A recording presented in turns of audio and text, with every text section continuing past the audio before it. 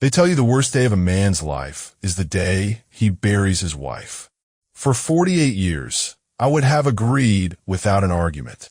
Then I drove home from Joan's funeral on a gray Tuesday afternoon, still in my dark suit, and I put my key in the front door of the house we'd lived in for 39 years, and it didn't fit.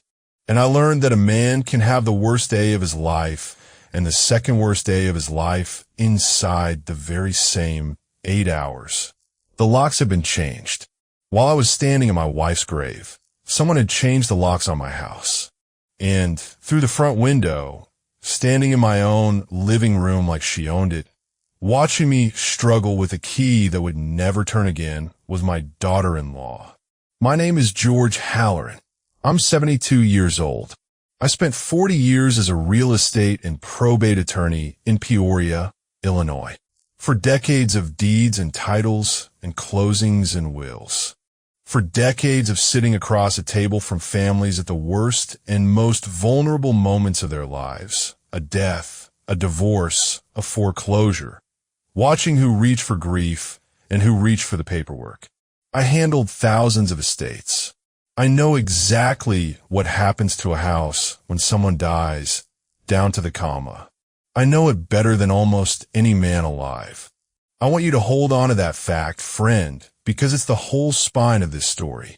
My daughter-in-law looked at me that afternoon, and she saw a broken old man in a funeral suit who just lost the love of his life and didn't have the fight left in him to do anything about a changed lock.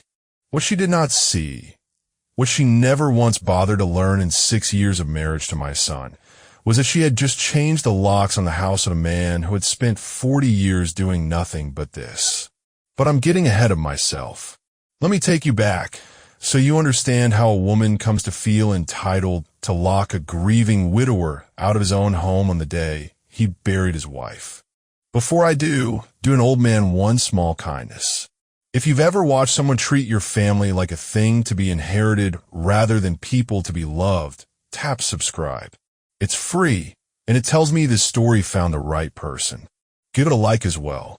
And stay to the end, because I'm going to ask you a question I still turn over at night, and I genuinely want to know how you'd answer it.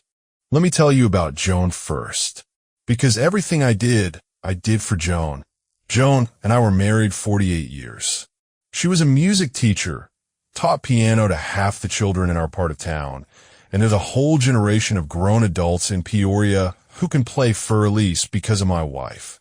She had a laugh that filled a room and a way of finding the good in people that I, a man who spent his career reading the fine print, never quite managed. She kept a garden out back that the neighbors used to slow down to look at. She played the piano in our front room every evening of our marriage, and the last real conversation we had, near the end, she made me promise I'd keep the piano tuned even after she was gone. I promised. I want you to remember that promise. Joan got sick 3 years ago. Cancer. A long, slow, cruel goodbye, the kind that gives you time to say everything and takes everything anyway. And it was during those 3 years of her illness that my son and his wife came to live with us. My son is Kevin. He's 41. I'll be honest with you about Kevin, because the honesty is the whole point. Kevin is not a bad man. Kevin is a weak one. There's a difference, and I've had a long time now to sit with it. A bad man does harm because he wants to. A weak man does harm because he won't stand up to the person beside him who wants to. In the end, for the person getting harmed, it doesn't much matter which kind you're dealing with. Kevin married Danielle 6 years ago, and Danielle is neither weak nor, in the ordinary sense, bad. Danielle is something I've seen many times across my career and hoped never to see in my own family. Danielle is entitled all the way to the bone. She moves through the world as though everything in it is already hers, and the rest of us are just late handing it over. When Joan got sick, Kevin lost his job, one of many jobs Kevin has lost, and they were struggling, and Joan, being Joan, said of course they should move in with us. There was room. It would help with expenses. And though she never said it out loud, I think Joan liked the idea of family in the house while she was dying. So they came. Kevin, Danielle, and my granddaughter Lucy, who was 4 then and is 7 now, and is the one pure, uncomplicated good thing in this whole story. Here's what I should have seen coming, and didn't because I was watching my wife die and had no attention left over for anything else. Danielle did not move into our home like a guest.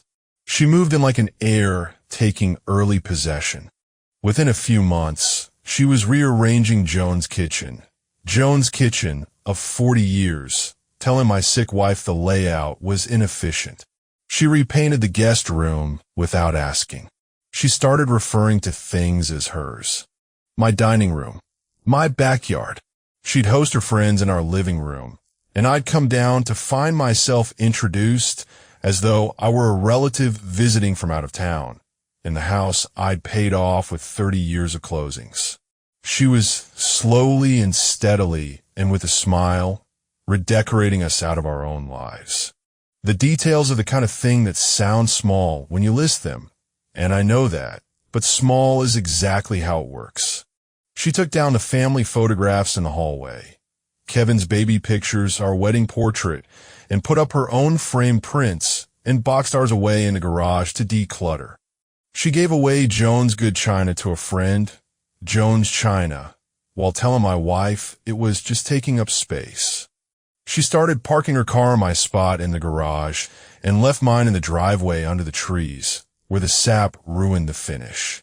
Once, when Joan's old piano student's parents called the house wanting to pay their respects as word got around that she was ill, Danielle told them Joan wasn't up for visitors and never passed along a single message. She was cutting my dying wife off from the whole town that loved her and calling it protecting her rest. And I saw it. That's the part one have to live with. I saw every piece of it, and I was so consumed with the actual dying of my actual wife that I filed each one under not the hill, not today, and I let it go, and let it go, and let it go. A dying spouse takes everything you have. There's nothing left over to guard the flank. Danielle knew that. I think she counted on it from the day she moved in. And the sicker Joan got, the bolder Danielle got. Because we both knew without saying it what was coming. Joan was dying. And Danielle had decided, somewhere in that entitled heart of hers, that when Joan died, this house, our house, Joan's piano, Joan's garden, all of it, would simply become Kevin's. Which is to say, hers. She was so certain of it that she stopped bothering to hide the plan. About 4 months before Joan passed, I overheard Danielle on the phone in the backyard, and I heard her say to whoever was on the other end, "No, we'll redo the whole downstairs once it's ours. The old man can go to one of those assisted places. He's barely here as it is." Barely here. I was upstairs holding a basin for my wife while she was sick from the medication. That kind of barely here. I said nothing. And I want to explain why I said nothing, because I think it's the most important decision I made in this entire story, and it's the one that people question the most. I said nothing because I'm a lawyer, and a lawyer knows that the worst thing you can do when someone is overreaching is warn them. The moment you tip your hand, they get careful. They cover their tracks. They lawyer up. But a person who believes they've already won, a person who is certain the old man is too broken and too stupid to see what's happening, that person gets sloppy. That person commits things to writing. And I had spent 40 years learning that the case is always won in what the other side puts in writing. So I watched. I grieved my wife, and I watched my daughter-in-law, and I said nothing, and I waited. I did not have to wait long. Joan passed on a Sunday morning, at home, with me holding her hand and Lucy's little drawing taped to the wall where she could see it. I won't tell you about that morning. Some things belong only to the people who were in the room. The funeral was the following Tuesday, and that morning, as I was getting dressed in my dark suit, Danielle told me she and Kevin wouldn't be riding to the cemetery with me. They'd meet me there. They had some things to handle at the house first. I was too hollowed out with grief to hear what a lawyer should have heard in that sentence. Some things to handle at the house. They did not meet me at the cemetery. Neither of them came to my wife's funeral at all. I stood at Joan's graveside on the worst morning of my life in a cold wind, and I looked around for my son, and he was not there. 48 years of marriage, and half the town came to say goodbye to Joan. Grown men and women who'd learned to play piano at her bench, weeping openly, and her own son wasn't there. I kept turning to look at the road, thinking his car would pull up late, thinking he just couldn't bear to watch the casket lowered. I made excuses for him over his mother's open grave. I stood there composing reasons my son might have to miss burying his mother. That's the kind of father I was. That, God help me, is the kind of father he had. He wasn't coming, of course. He was at the house, in a t-shirt, holding the chain on the door while his wife worked the phone with the locksmith. I drove home from burying my wife, and my key didn't fit my own front door, and my daughter-in-law was standing in my living room window, watching me. And after a moment, she came to the door. She opened it just a few inches on a chain, the way you'd open it to a stranger. And she said the words I will hear until they lay me down next to Joan. "George, we think it's best if you don't stay here anymore. It's not healthy, rattling around this big house alone at your age. Kevin and I have talked about it, and we found a lovely place for you. It's assisted. They handle everything. Your things are being packed. We'll bring them by. This is really for the best. It's what Joan would have wanted. It's what Joan would have wanted." On the day I buried Joan, using my dead wife to lock me out of the house, my dead wife played piano in every evening for 48 years. And behind her, in the hallway, I could see my son, Kevin, standing there in a t-shirt, not even dressed for the funeral he'd skipped, not able to look at me, just standing behind his wife while she locked his father out of his childhood home, hours after his mother was lowered into the ground. I wanted to sit with me in that moment, friend. On the porch of my own house in my funeral suit, the graveside dirt still on my good shoes, locked out, being told by my son's wife that I was into a home, that my things were being packed, that this was what my dead wife would have wanted. I remember the strangest details. Past Danielle's shoulder, I could see she'd already taken down the wreath Joan hung on the inside hall door every winter. A moving box sat on the stairs. I remember the door chain, the one we'd installed 30 years ago when the kids were small to keep them safe, being used now to keep me out. And I remember, with a calm that surprised me, noticing that the chain was mounted in a hollow core door. One shoulder, and I'd be through it. I remember deciding not to, because the man who goes through the door is the man they get to call dangerous, and I'd spent 40 years watching people hand their enemies exactly that gift. Not once did I raise my voice. I want you to know that. Every eye in that house, and I suspect a phone or two, was waiting for the old man to lose his temper, to pound on the door, to scream, to give them the picture of an unstable old man that would make everything else so much easier. Danielle wanted a scene. A scene is evidence. So I didn't give her one. I looked at Danielle through that 4-inch gap, and I looked past her at my son, who still would not meet my eyes. And I said, very quietly, "All right, I understand." And I turned around, and I walked back to my car, and I drove away. Danielle, I have no doubt, felt she had one. She'd braced for a war and gotten a quiet, defeated old man driving off to a hotel. She probably poured herself a glass of wine. She probably told Kevin, "See, that wasn't so hard." She had no idea, none, that the quietest thing I have ever done in my life was turn around and walk off that porch. Because a scene lasts 5 minutes, what I was about to do would last the rest of their lives. I drove to a hotel by the highway, and I'll be honest with you, for the first few hours, I wasn't a lawyer.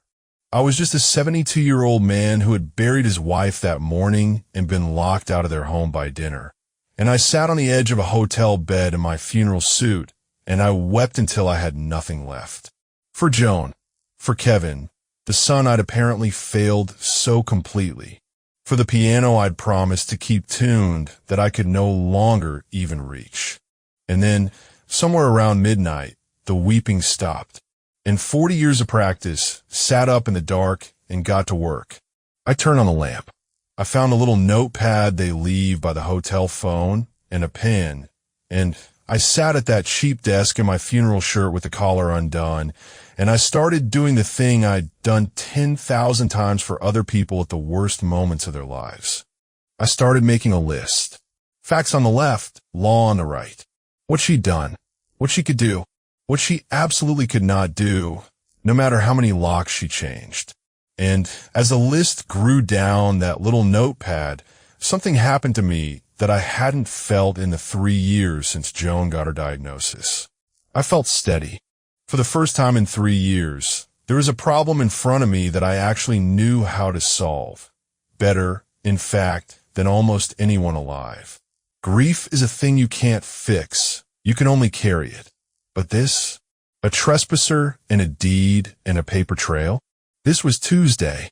This was 40 years of Tuesdays.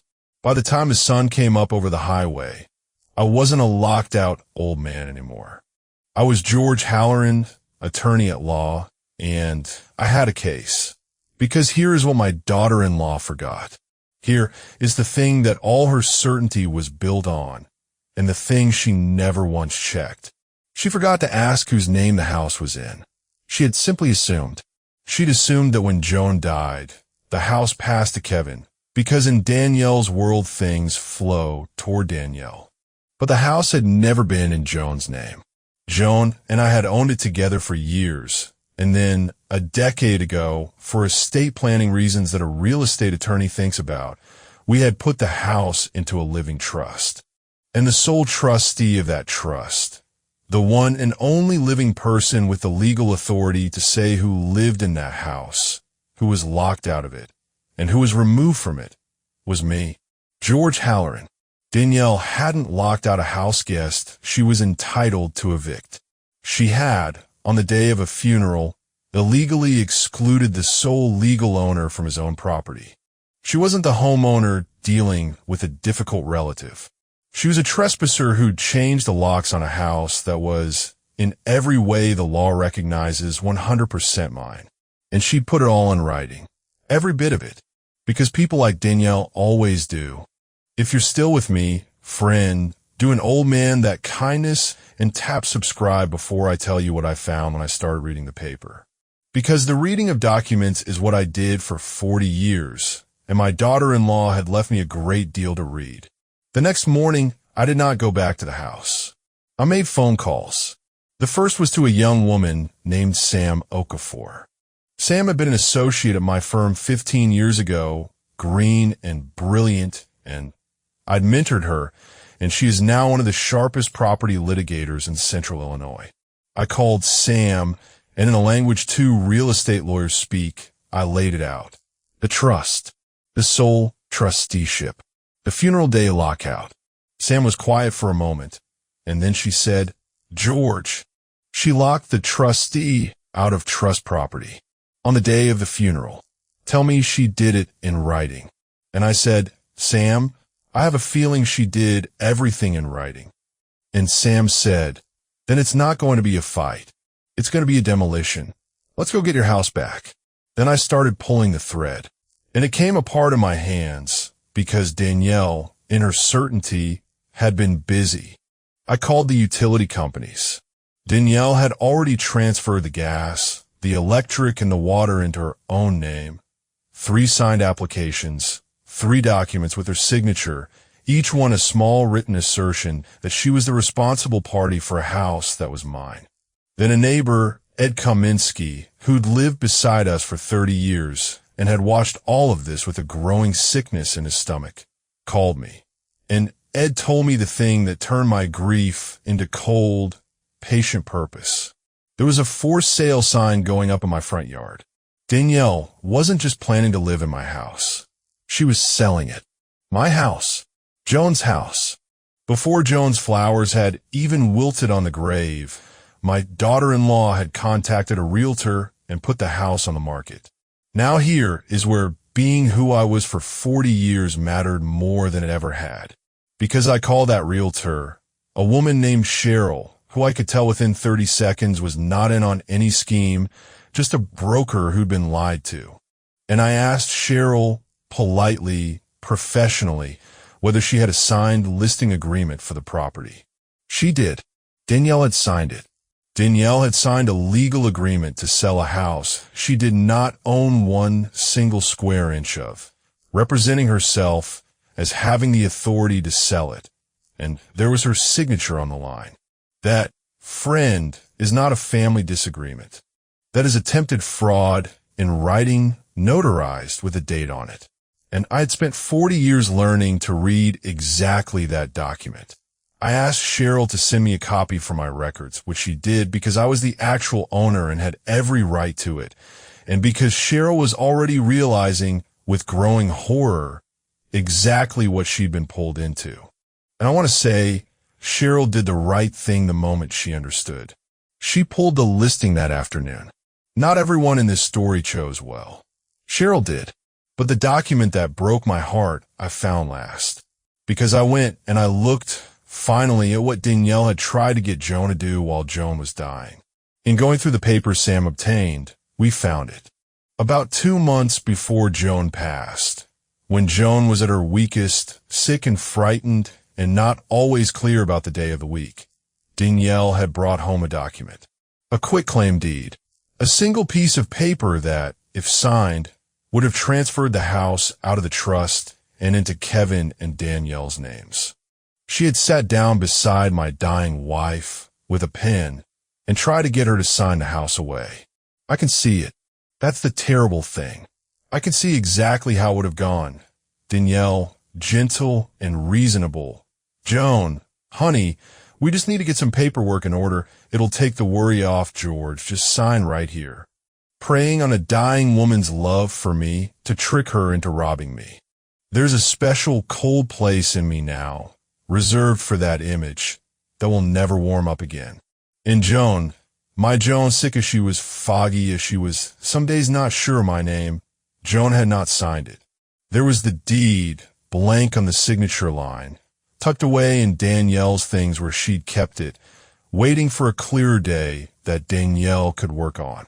My wife, on her deathbed, had somehow held onto enough of herself to refuse.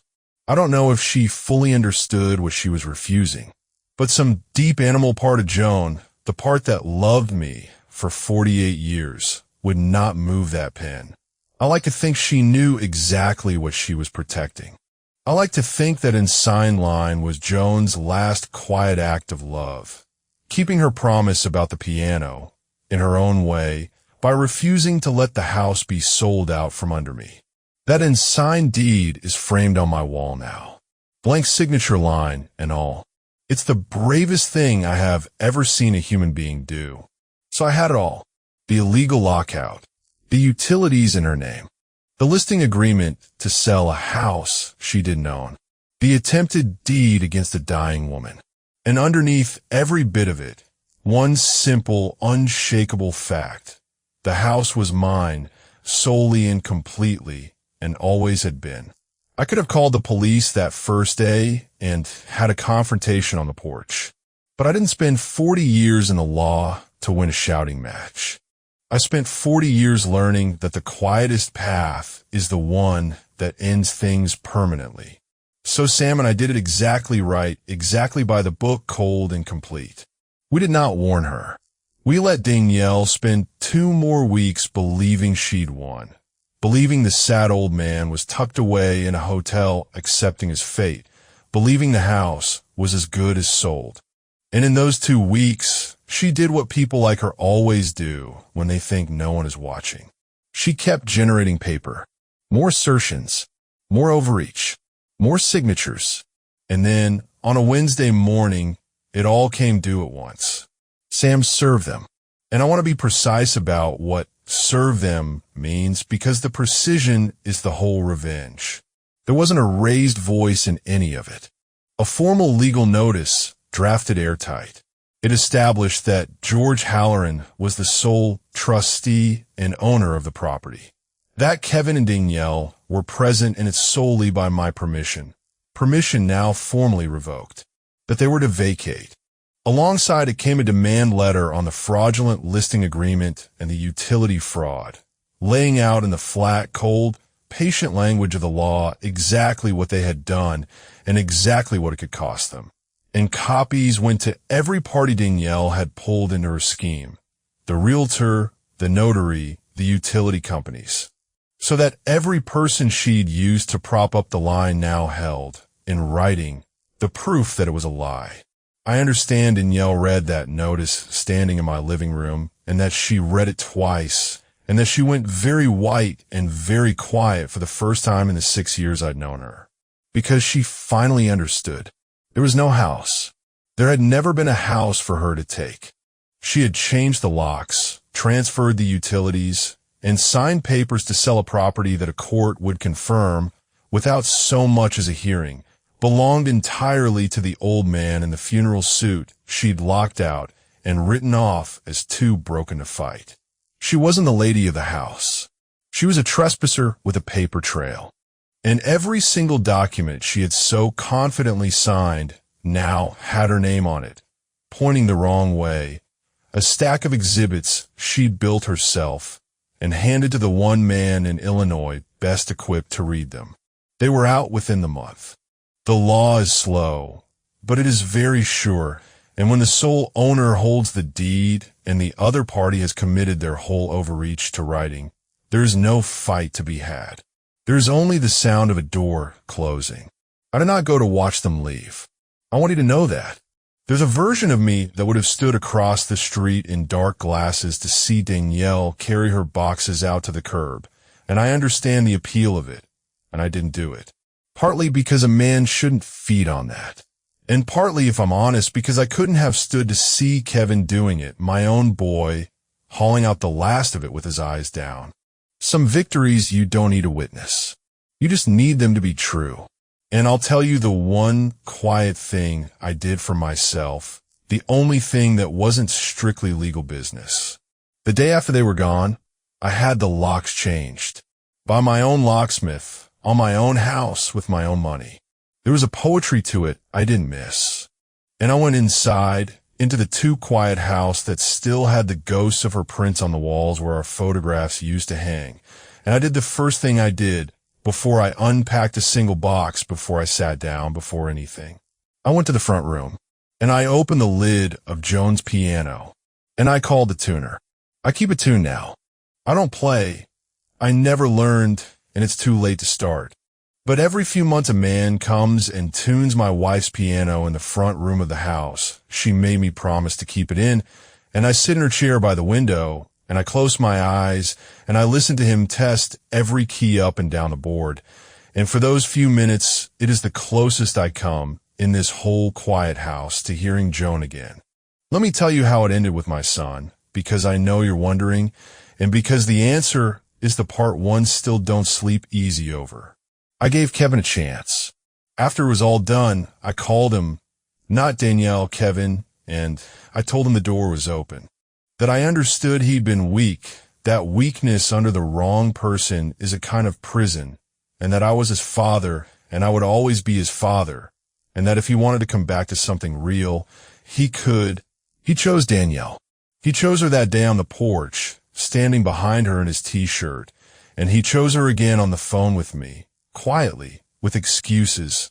My son chose the woman who tried to sell his dying mother's house over the father who offered him a way home. I have made my peace with it. Not a happy peace. A real one. Some doors you leave open, and you accept that the person on the other side is never going to walk through, and you stop standing in the cold waiting. I don't chase Kevin anymore, but I left the door open, and I told him so, and the rest is his to carry.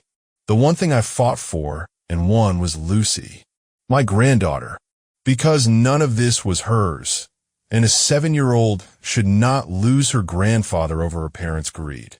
It wasn't easy. Danielle used Lucy as leverage for a while, the way that kind of person always finds the tenderest thing to squeeze. But Sam helped me put a formal grandparent visitation arrangement in place, quietly, correctly, the same way we'd done everything else. And now it's a court order, and not a favor Danielle can revoke on a bad day. So I see Lucy every other weekend. And here's the thing that mends me a little every time. She's learning the piano. On Joan's piano, in Joan's front room, in the house Joan refused to let them sell. She's not very good yet. She bangs the keys and loses her place and gets frustrated. But she's got Joan's laugh, the exact one.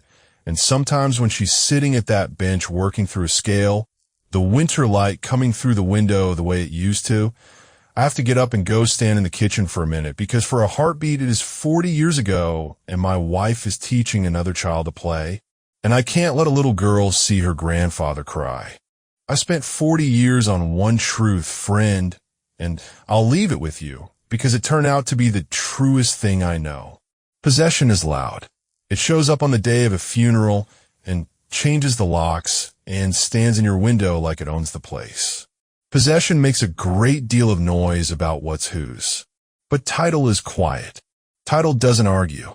Title sits in a trust document in a drawer, patient as a stone, and when all the noise is over, title is the only thing left standing.